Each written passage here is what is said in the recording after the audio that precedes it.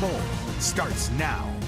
Good evening and thanks for staying with us here at 7:30. There's been some tension running through our city over the last 36 hours or so in the wake of a video that quickly went viral. It showed a Charlotte-Mecklenburg police officer punching a woman multiple times while she was on the ground. Why are you kicking her? She mean that lady like that? Why is she punching her? Off her! No. Nobody backing her up. Ground. This incident happened Monday afternoon. The video surfaced yesterday. Police said two people resisted arrest in the area of South Tryon Street and Arrowwood Road in Steel Creek. The video was posted to Instagram shortly afterwards. Two officers patrolling the area of South Tryon Street and West Arrowwood Road observed two people identified as Anthony Lee and Christina Pierre smoking marijuana at a city-owned bus stop. The officers stopped, engaged the two people, and stated that the two people were under arrest. Both individuals resisted arrest, and a struggle ensued with the officers. During the struggle, the female individual struck an officer multiple times. When the struggle with both subjects started, one of the officers had called for backup. He called for help as the two were resisting arrest. After the officers took Mr. Lee into custody, a loaded 9mm handgun was located in a bag that was in his possession. So with that as the backdrop here, officers encounter two people smoking marijuana at a bus stop. The confrontation becomes hostile. An officer says they were hit, backup was called, and a loaded gun was then discovered. Today, CMPD Chief Johnny Jennings decided the time had come for the public to hear from the department directly. We brought you the breaking news live as it happened just before noon today. We know many of you are likely busy at work and away from your televisions when this news broke. So we wanted you to hear more of it tonight. I'll just say to everyone into our community, I get it. I understand the outrage. I understand the emotions that come when you look at a video that involves an officer who is punching a female who we're trying to make the arrest and subdue. I understand that. To our officers who put on this uniform and do the work every single day to keep our community safe, I'll tell you, I am still and always will be proud to be a Charlotte-Mecklenburg police officer for the last 32 years. I think we have a lot of great men and women who do great things every single day in our community to keep our community safe. But as we look at this video, we also have to understand what impact this has on the community. Are there things that we can do better? Absolutely. Are there things that I wish would have never happened? Certainly. Are there things that I think we can take from this and become better as an agency? We're committed to that, and we're going to do that. We don't want an incident such as this in the public eye to define who we are as an agency. I've been in those exact situations. I've been in struggles with men, women, white, black, all of that in my 32 years of policing.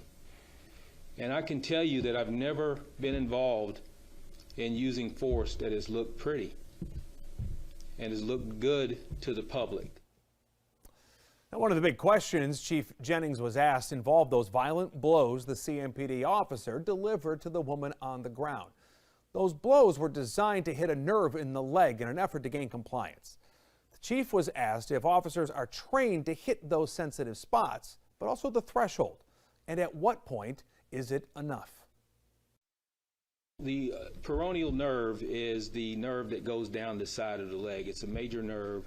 It is a tactic trained by the state, and we train it within our police academy as well. It is a compliance blow. A strike to the peroneal nerve is if someone has their hands underneath them and we're trying to activate an arrest. That strike to the peroneal nerve, the hope is that it will cause that distraction or pain compliance that will get them to put their hands behind their back. The threshold, that's a difficult point to answer. We are doing what is necessary to activate the arrest. From what I saw, that once she was in custody in handcuffs, there were no more blows delivered. Chief Jennings added it's too early to determine if officers involved will face disciplinary action. The officer captured hitting the woman has been temporarily at least reassigned. Chief Jennings says he filed a petition with the courts for the body camera video to be released, but that's not an overnight process. It could be months before it's made public.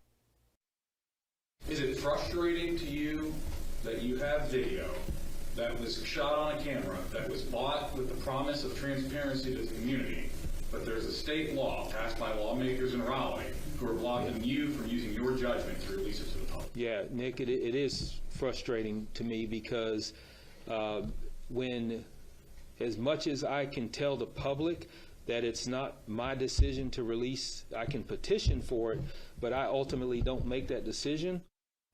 And joining us now here in studio is WBTV Chief Investigative Reporter Nick Oxner to talk more about this. Obviously, you're at that news conference today asking a lot of really important questions about this. But remind people, why is this situation the way it is where we can't get quick access to this video? Well, because by law, police video, all police video in North Carolina is secret. That was a law that was passed by the Republican-controlled General Assembly in 2016. You may recall it actually went into effect just days after the Keith Lamont Scott incident, and there's confusion around the video in that incident.